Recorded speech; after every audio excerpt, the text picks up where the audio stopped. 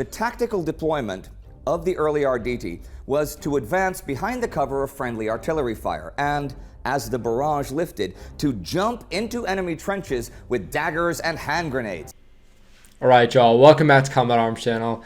Okay, so today we're checking out a country that we haven't checked out previously. Now we're checking out the Italian Arditi. Now I'm not too familiar with these guys. I was getting this recommended a lot, this specific unit.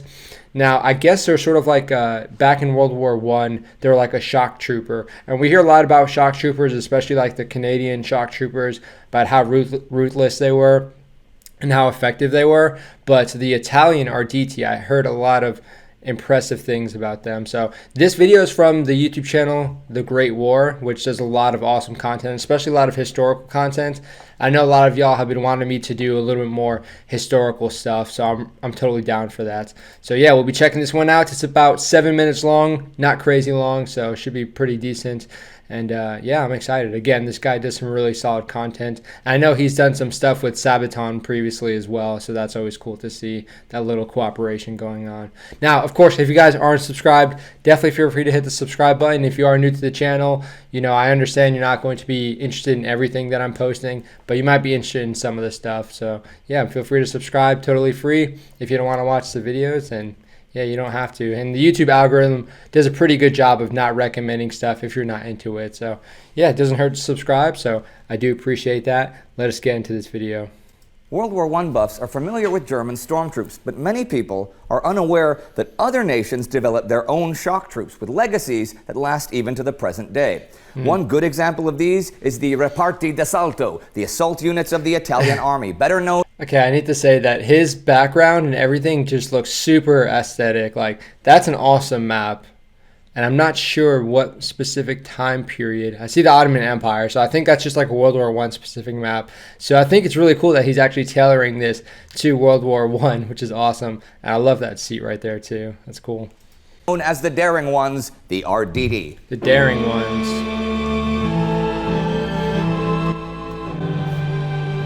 Okay. World War I is just such a scary thing to see. I'm Indy Nidell. Welcome to a Great War special episode about the Italian Arditi in the First World War. The Arditi have their origin in companies of death, which were groups of volunteers who would perform the dangerous task of cutting or blasting enemy barbed wire defenses to pave the way for the main infantry assault. Okay, so that's a pretty hard job. A major difference between the companies of death and the Arditi.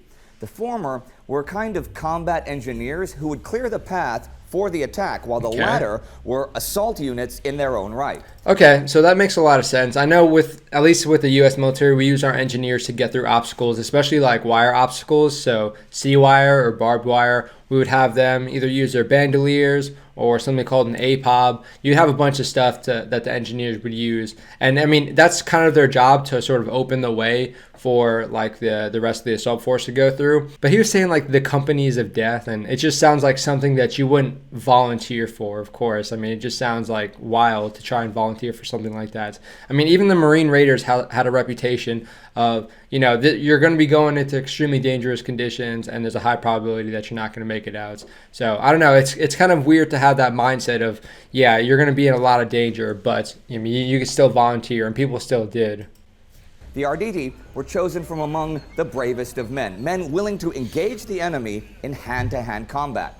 The tactical deployment of the early Arditi was to advance behind the cover of friendly artillery fire and, as the barrage lifted, to jump into enemy trenches with daggers and hand grenades. The operational idea was for them to clear and hold a trench for at least 24 hours until regular troops could relieve them. Now, the formation of the Arditi units in 1916 took place around the same time that German stormtroops were being formed, but German and Italian units were not in contact with each other at that time in the field or previously in the war. So there was no direct German stormtroop influence on the Arditi. Right, and you'll see that with people working together, you'll sort of start like sharing tactics with each other, like, hey, this worked really well, you guys can start implementing too. But if you don't have that exposure, even if you are on the same side, you're not really going to develop those tactics together. So you'll find out like after the war, people had pretty similar tactics with like certain nuances that made them more or less effective, which is, yeah, I mean, it's cool to hear about. Now, assaulting and taking a trench is one thing, but having to hold it for 24 hours is a whole nother thing, because you need to be able to, be super violent, but then you also need to be organized for any other counterattacks or what have you. In fact, Italian historian Angelo Pirocchi argues that the Arditi developed independently and had a wider scope of operations than their more famous German counterparts. Okay. They were, however, influenced by Austro-Hungarian Jagd commandos, Okay. which were spontaneously formed within regiments for trench raids.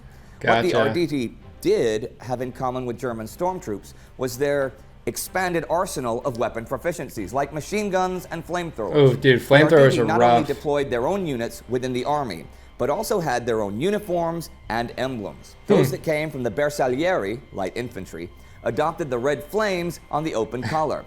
Those from the Alpini, the mountain troops, had green flames, and those from the regular infantry wore black flames. Okay. A big emblem Good to was know. the skull with a dagger clenched in its teeth. That is crazy. We've seen a lot of crazy emblems. I really like the Marine Raider emblem particularly, but that just looks like mean. Imagine seeing someone like waving that while they're coming at you with a knife in their mouth or something. Yeah, that's a crazy, bizarre emblem right there. The traditional symbol that no quarter could be asked nor given in combat. This was the symbol of the vicious hand-to-hand fighting and willingness to fight to the death of the Arditi. Never surrender. They were deployed as independent battalions with Roman numerals, and initially the Arditi were all volunteers. But as the losses mounted, soldiers were increasingly assigned to Arditi units the recommendation of their commanding officers. Many of them came from crack troops like the Bersaglieri and Alpini, known for their stamina. They were trained in a special school behind the Isonzo River front, a school that recreated frontline conditions, including the use of explosives.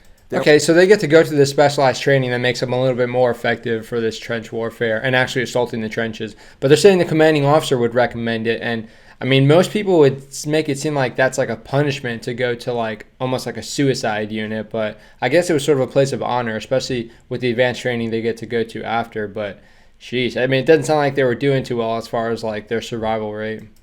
There were many fatalities among recruits, and also during battle, where the casualty rate among the Arditi was 25 to 30% per attack. Well, their motto was "O la vittoria, o tutti accoppiati." Either we win or we all die. Sometimes that's a long motto. In fact, all die, like in April 1916 at Monte Osvaldo. The soldiers of the Arditi also had special privileges. They had housing away from the front lines and were paid 3 times what the regular troops received. Okay. And there was a system of bonuses for taking prisoners. 10 lira for a private, 20 for an NCO, and 50 for an officer, as well as one for capturing enemy weapons. 5 lira for a rifle, 50 for a machine gun, and 5 I guess you got to have for a incentives. piece of artillery. These rewards were originally given to men who performed beyond the call of duty, but in 1918, they applied to anyone. But how were they in the field? At their high water mark at the end of 1917, there were 27 battalion-sized Arditi units. Okay, that's a lot more than I thought. A significant impact on Italian battlefield performance on a strategic or even an operational level. Okay, I thought this unit was actually way smaller because he was comparing them to the, like the Austrian Jagd Commando, and I've heard that those guys are pretty legit, but when you just hear about commandos, you generally think about, not that many, working in small teams and stuff like that, but he said 27 battalions, that's a lot. Even, especially today, that would be, a huge unit. But just imagine being the enemy and realizing there's 27 battalions of people who are willing to fight to the death and, charge you with flamethrowers, grenades, and daggers. For example, there were multiple Italian offensives on the Isonzo River between the summer of 1916 and the summer of 1917, and none resulted in a big breakthrough despite the increasing size and deployment of the Arditi.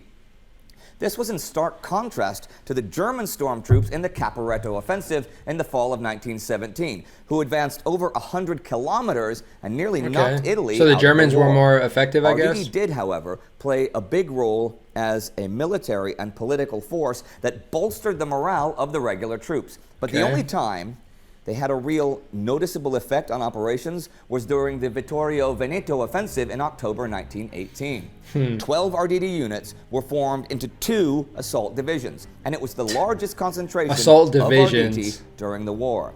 They spearheaded the attack on the Austro-Hungarian forces and paved the way for Italian victory. That victory was somewhat tainted by the breakdown of discipline in the Austro-Hungarian army, resulting from declarations of independence from many parts of the empire a few days after the offensive began, which caused mass desertions. Okay, so he's saying the Germans were a little bit more effective, but he was saying that the Italian Arditi had more of like, not necessarily propaganda, but just more of like a psychological impact. Again, when you have like a certain reputation of just being like completely ruthless, and you have a motto saying that you're willing to fight to the death, it is kind of, you know, a little bit disheartening to the enemy whenever they realize like those guys are going to be coming, because they are going to be fighting to the death, which is one thing to go against an enemy that's not willing to do that. So yeah, I guess there is like the psychological impact, and generally you think about units like this just completely being responsible for turning the tide of any battle or any war, but I mean, it doesn't really sound like it was that way. It sounds like, you know, there was some violence there and there was some effect, but at the same time, the enemy was just sort of breaking down as far as discipline. So, I mean, you can sort of equate it to the Arditi being effective, but you could also equate it to other things too. Post-war? Well, post-war isn't really the purview of this channel, but the bravery and patriotism of the Arditi spoke to the Italian public imagination. The Italian nationalist poet Gabriele D'Annunzio was the first to really capitalize politically on the Arditi, inciting several of them to participate in his coup in 1919 in what is now Rijeka in Croatia, though this revolt was put down by the regular Italian army. I don't know if that influenced the decision in 1920 to disband the Arditi units, but that's what happened. But their legacy lived on in the political street fighting leading up to the Second World War, and both fascists and anti-fascists adopted symbols of the Arditi. So you can see what they meant to the people of Italy as a symbol of bravery and Italian national pride. I'm sure you all want to know more about shock troops from the Entente, and we will talk about them in the next special in this mini-series. I appreciate you. Of course, I will put the original video down in the video description for you guys to check out. But okay, so that was the Arditi, or the daring ones. I like how he talked about their influence after the war, because, yeah, he's saying he doesn't want to delve into post-war stuff. But it's cool to see how their influence really, like, persisted, especially for, like, all the other things, like the revolt and whatnot. So, okay, this is a pretty nuanced unit. It's not really like anything we've seen previously. Again, you always hear about like these specific units who just completely turn the tide of a battle or what have you, just because of their bravery and whatnot. And you know, these guys, they have a certain image to them and they have a certain symbolism to them, but it wasn't necessarily their effectiveness. It was just their mindsets and their imagery and their violence and their tactics and even the weapons they use. So, and it kind of helps like ground them, because it makes them, they're not like this invincible unit that just goes out, wins every battle without taking any casualties. So it might help with like their, not necessarily like the propaganda, but just like understanding the symbolism and ideology that, you know, it actually took to be in a unit like that, because these guys aren't known for just going out and taking, you know, 0 casualties. They took a lot of casualties and they knew that, and that was sort of part of their legacy. So that's kind of interesting to think about. But yeah, really awesome video. Again, I will put the original video down in the description for you guys to check out, and this is from The Great War. A lot of awesome historical stuff here. So if you guys want to recommend any other, you know, Italian units or even any other historical videos, I'm down to check it out. I love learning more about like World War I. World War I is just such a crazy war to think about. It was just so violent and so gritty, and I don't know, you just hear so many weird stories about it. So really awesome to hear about. But I do hope you guys enjoyed the video. Of course, leave those comments down in the comments section. Let me know what you think about the video. Let me know what you think about this unit especially. But I do hope you guys appreciated the video. So that is it for this one. I will see you all in the next one.